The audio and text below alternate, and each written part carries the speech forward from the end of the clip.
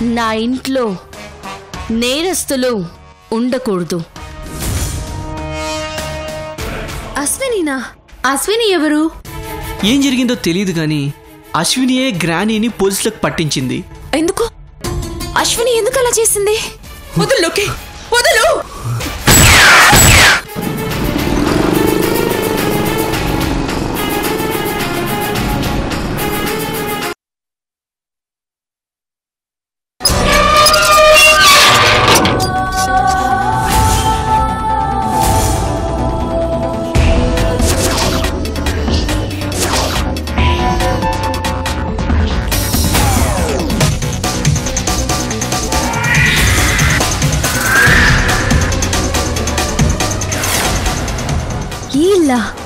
ఏ ఈ ఇల్లు నీకు తెలుసా నందిని?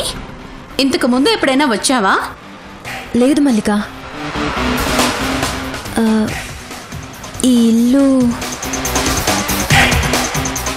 ఇంటికి ఇంతకు ముందు ఎప్పుడో చాలా రోజుల క్రితం ఒకసారి ఈ ఇంటి ముందు నుంచి వెళ్ళాను.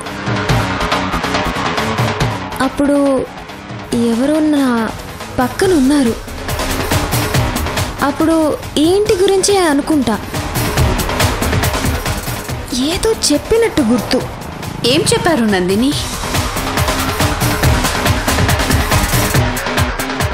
అస్సలు గుర్తు రావట్లేదు మల్లిక. జస్ట్ ఈ ఇంటి వైపు ఒకసారి చూశాను, అది మాత్రం గుర్తుంది. ఒక్కసారి రెప్పపాటులో చూసిందే గుర్తుందంటే నువ్వు మామూలు ఆడదానివి కాదు నందిని. పద, వెళ్ళి చూస్తే విషయం తెలుస్తుంది. ఆ తర్వాత ఆలోచిస్తాను ఏం చెయ్యాలో. అశ్విని!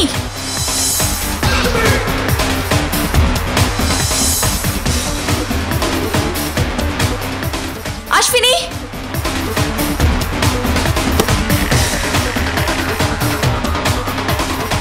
అశ్విని! అశ్విని! అశ్విని! ఏయ్,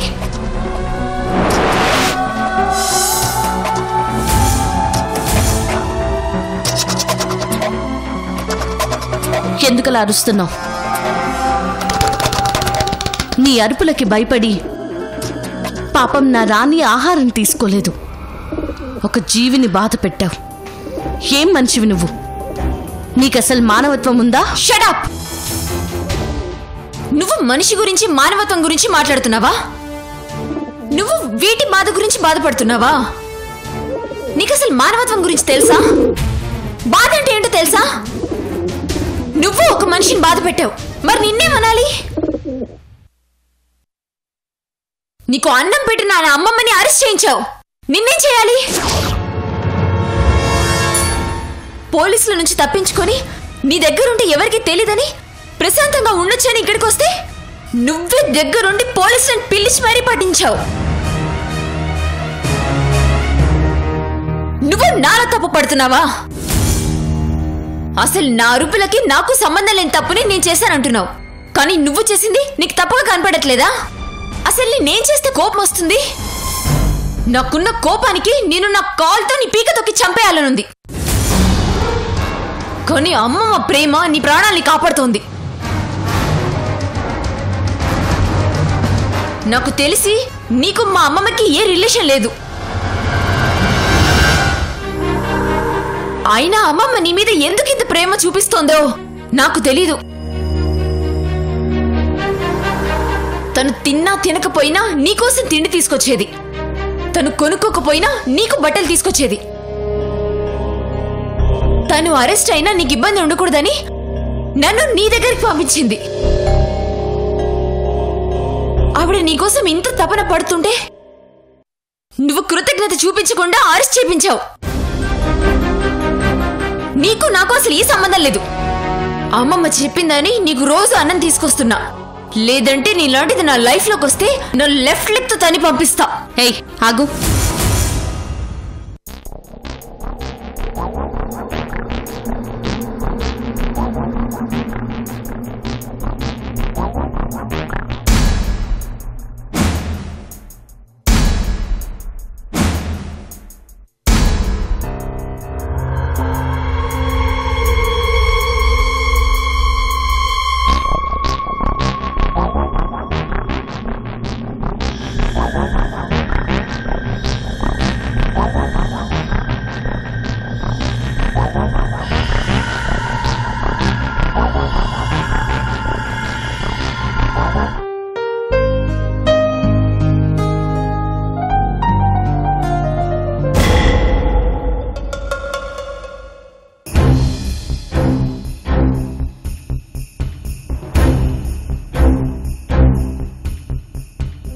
వచ్చిన పని అయిపోయిందిగా, ఇక వెళ్ళు.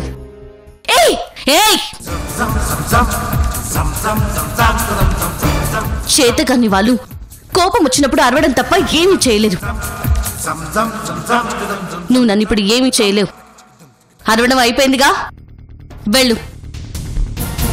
ఇంటికి వెళ్ళి కాసేపు రెస్ట్ తీసుకో. మీ అమ్మమ్మ అరెస్ట్ గురించి ఆలోచించుకో, బీపీ తగ్గుతుంది. వెళ్ళు.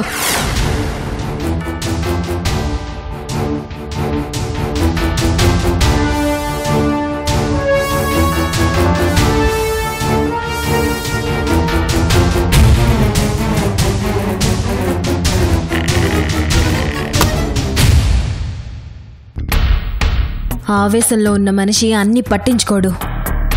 అర్జునుడికి పక్షి కన్ను మాత్రమే కనబడినట్టు ఒకే దాని గురించి ఆలోచిస్తాడు.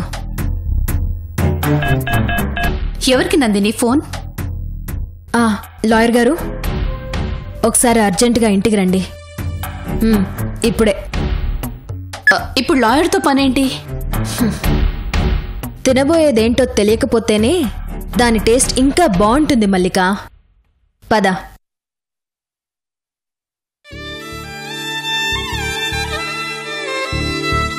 కూర్చోండి, మేడం వస్తారు.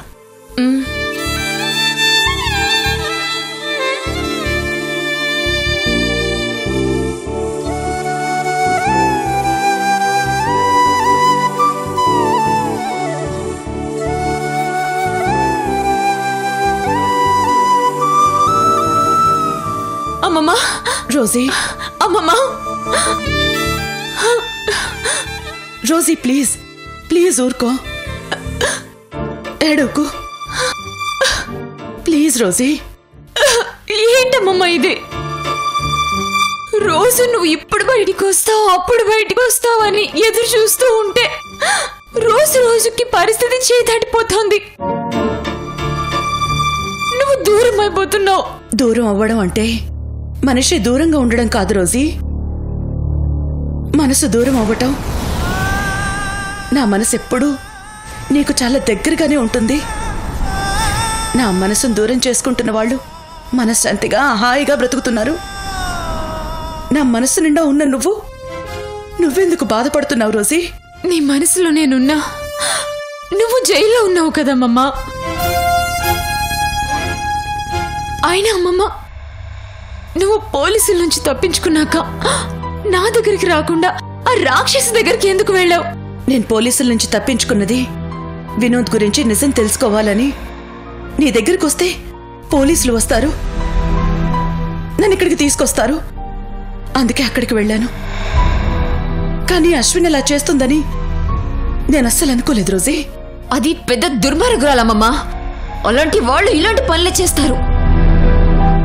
కానీ నువ్వే అనవసరంగా తనకి ఇన్ని రోజులు సేవలు చేశావు, నా చేత కూడా చేయించావు. వద్దు రోజీ, నువ్వు అశ్విని అసహించుకోవద్దు, తన మీద కోపం పెంచుకోవద్దు. కోపం పెంచుకోవడం కాదమ్మమ్మా, దాని తల పొగరు తగ్గించేలా చెడమెడ తిట్టి పారేశాను. నువ్వు అశ్విని దగ్గరికి వెళ్ళావా? తనతో గొడవ పడ్డావా? అవునమ్మమ్మా. నో రోజీ, నువ్వు అశ్వినితో గొడవ పడకూడదు, అస్సలు గొడవ పడకూడదు. అమ్మమ్మా, నీకింత ద్రోహం చేసిన దాని మీద దయ చూపిస్తున్నావేంటమ్మమ్మా? అదెవరసలు? తనెవరైనా నువ్వు నేను చెప్పింది చేయాలి రోజీ. నువ్వు అశ్విన్ ఇంటికి వెళ్ళాలంటే నీ మనసు నిర్మలంగా ఉన్నప్పుడు వెళ్ళు, లేదంటే ఆ ఇంటికి అస్సలు వెళ్ళొద్దు. అమ్మమ్మా, ఏంటమ్మమ్మా నువ్వు అసలు ఇలా ఎందుకు చేస్తున్నావో నాకేం అర్థం కావట్లేదు. నేనేది చేసినా దానికి ఒక అర్థం ఉంటుంది రోజీ. నువ్వు అశ్విని గురించి ఆలోచించడం మానేసి ఇంకొక పని చేయాలి. ఏంటమ్మమ్మా? నేను చేద్దాం అనుకున్న పనిని నువ్వు పూర్తి చేయాలి. ఏంటా పని?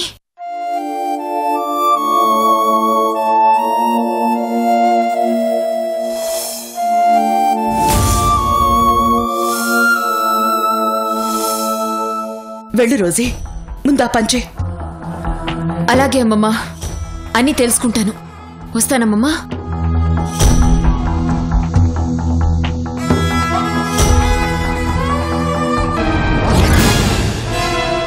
Good morning madam. Good morning, కూర్చోండి. లాయర్ గారు, మేడం, వెంటనే నా పేరు మీద ఉన్న ఇల్లు, పొలాలు, స్థలాలు, ఫ్యాక్టరీలు మొత్తం ఆస్తులన్నీ పూచిక పుల్లతో సహా పెద్దరోజు గారి పేరు మీద రాయించి తీసుకురండి. నేను సంతకాలు పెడతాను. వెంటనే రిజిస్ట్రేషన్ కూడా అయిపోవాలి. అలాగే మేడం. లాయర్ గారు వెళ్ళండి. లాయర్ గారు ఒక్క నిమిషం. నందిని, ఏంటిది? నీకేమన్నా పిచ్చి పట్టిందా? నువ్వేం చేస్తున్నావో నీకు తెలుస్తుందా? ఆస్తి మొత్తం రోజీ గారికి రాసి చేయడం ఏంటి? ఎస్, ఇచ్చేయబోతున్నాను. ఇప్పుడు ఈ ఆస్తి ఆవిడకి ఇచ్చేయాలి. ఇవ్వకపోతే నేను మనశ్శాంతిగా ఉండలేను. నో నందిని, నీ మనసుకి శాంతి కాదు ఇప్పుడు కావలసింది, నీ మైండ్కి ట్రీట్మెంట్. నీకేదో పిచ్చెక్కినట్టుంది. లేదంటే ఆస్తంతా ఆవిడ పేరు మీద రాయడం ఏంటి? మల్లిక,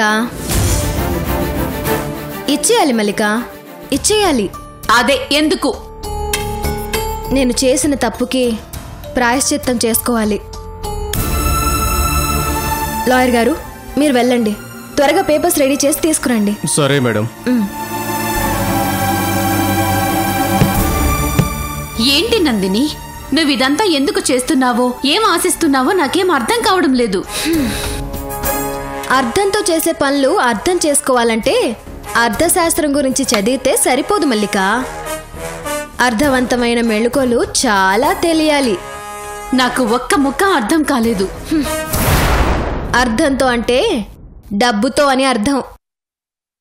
నాకింకా అర్థం కాలేదు. నేనే పని చేసినా దానికి అర్థం ఉంటుంది మల్లిక. ఇప్పుడు ఈ ఆస్తి ఆవిడకి ఇచ్చేయడంలో ఒక పరమార్థం ఉంది. అయినా మల్లిక, అసలు ఆ అశ్విని ఎవరంటావు? అదేంటి మల్లిక, అశ్విని గురించి అడిగితే అంత ఆశ్చర్యంగా చూసావు? నువ్విచ్చిన షాక్కి నేను అశ్విని మ్యాటరే మర్చిపోయాను నందిని.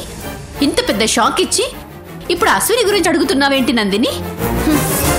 పిచ్చి పిచ్చిగా పనులు చేస్తున్న నీకు పిచ్చి పట్టిందో లేదో తెలీదు గాని నీ బిహేవియర్ చూస్తుంటే నాకు పిచ్చికెలా ఉంది. మల్లిక, నువ్వు ఆ ఆస్తి విషయం మర్చిపో. అది ఇప్పుడు అనవసరమైన టాపిక్. ముందు ఈ అశ్విని ఎవరో, తను అందరికీ దూరంగా ఉన్నా రోజుకి అంత దగ్గర మనిషిలా ఎలా ఉంది, ఎందుకుంది, అది ఆలోచించాలి. ఆస్తి అనవసరమా? అంతా పోయి అడుక్కు తింటున్న వాళ్ళకి అశ్విని గురించి ఎందుకు, అశ్వినికి రోజుకి ఉన్న సంబంధం గురించి ఎందుకు? మల్లిక, నువ్వు ఆ విషయం గురించి మర్చిపోమంటుంటే మళ్ళీ దాని గురించే మాట్లాడుతున్నావు. నువ్వు ఒక పని చెయ్యి. ఇంటికి వెళ్ళి మందు వేసి ప్రశాంతంగా పడుకో. అన్నీ అవే సర్దుకుంటాయి.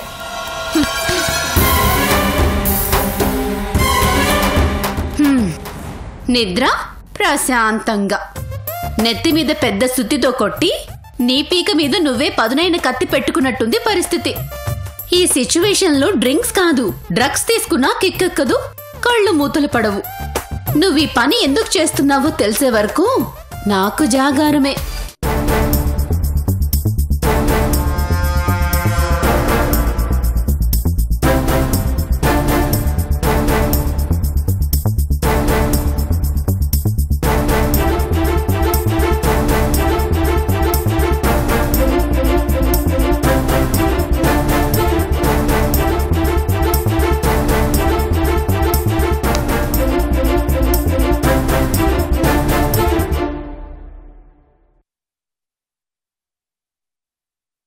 అమ్మమ్మా,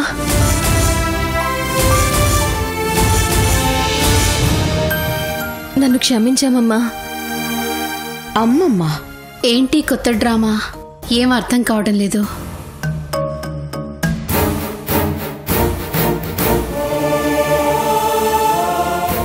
అవునమ్మమ్మా, నువ్వు కాదన్నా నాకు అమ్మమ్మవే.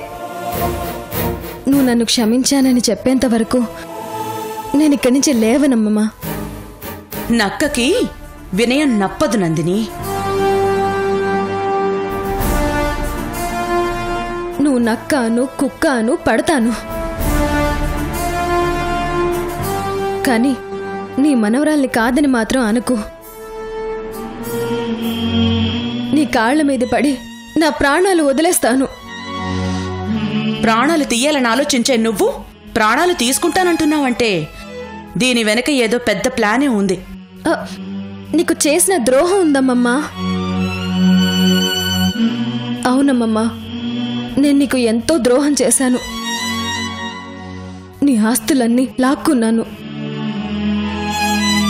నీ వాళ్ళందరినీ నీకు దూరం చేశాను. కానీ నేను అలా చేయడానికి ఒక కారణం ఉంది. ఆ కారణం పేరు వినోద్.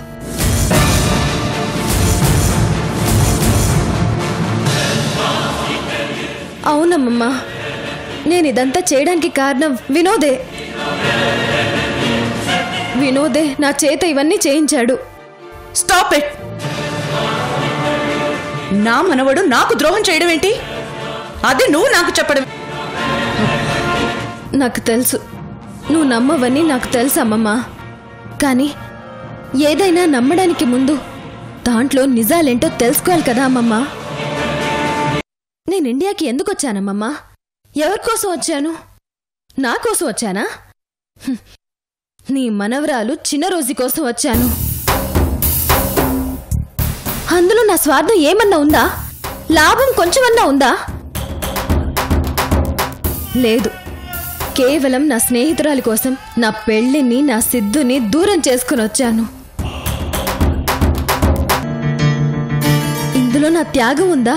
నా స్వార్థం ఉందా? ఇక్కడికొచ్చాక చిన్న రోజులా నటించాను. చిన్న రోజుగా ఇక్కడికొచ్చాక తన ఒంట్లో ఉన్న రోగం మీకు తెలిస్తే బాధపడతారని నా సిద్ధు నా కోసం వచ్చిన అతన్ని దూరంగా ఉంచి మనసుని చంపుకొని చిన్న రోజుకి దగ్గరయ్యేలా చేశాను. ఇందులో నా త్యాగం ఉందా? స్వార్థం ఉందా? నీకోసం, నీ మనవరాలి కోసం ఇదంతా చేసిన నేను సడన్ గా నీ ఆస్తిని లాక్కున్నాను. నేను మారిపోయాను. ఎందుకోసం? నీ మనవడి కోసం, అతను నీకు చెయ్యాలనుకున్న ద్రోహం కోసం. ఏయ్ నందిని, నువ్వెన్ని చెప్పినా నేను నమ్మను. నా మనవడి కోసం మారానంటున్నావు. నా మనవడి కోసం మారితే ఎందుకు మారావో, ఏం చెప్తే మారావో ఒక్క రీజన్ చెప్పు.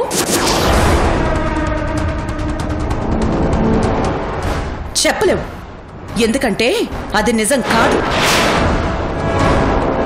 అది నిజంగా నిజమే అయ్యుంటే, నీలో నిజంగా మార్పు వచ్చుంటే ఇప్పుడు నువ్వు వచ్చిలా నా కాళ్ళ మీద పడే ముందు ఒక్క పని చేసుండేదానివి. నీ తప్పుల్ని సరిదిద్దుకునేదానివి. కరెక్టే అమ్మమ్మా, నువ్వు చెప్పింది కరెక్ట్.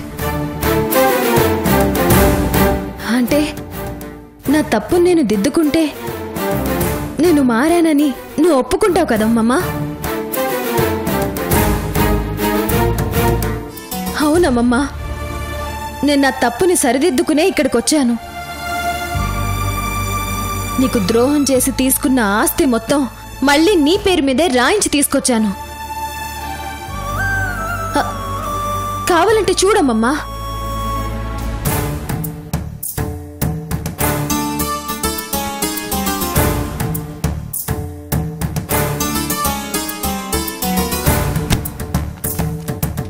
చూడమ్మమ్మా,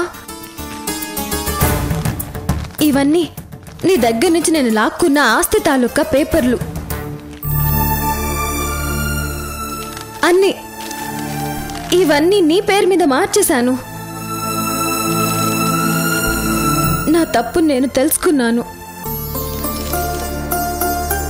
నీ ఆస్తులు నీకు తీసుకొచ్చేశాను. తీసుకో అమ్మమ్మా. ఇదిగో, ఇవి మొత్తం నీవే. తీసేసుకో అమ్మమ్మా.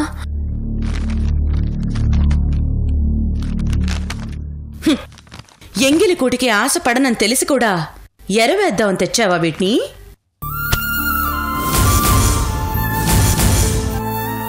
నేను నడిచొచ్చిన దారిలోని ఇసుకను తీసుకొచ్చి నా ముందే రోడ్డు పొద్దామని చూస్తున్నావా? ఇలాంటి మాయలు మోసాలు ఎన్నెదుర్కొని ఇంత దూరం వచ్చుంటాను. ఇప్పుడు ఈ ఆస్తి నా పేరు మీద మార్పించి తీసుకొస్తే నేను నీ మాయలో పడిపోతాననుకున్నావా?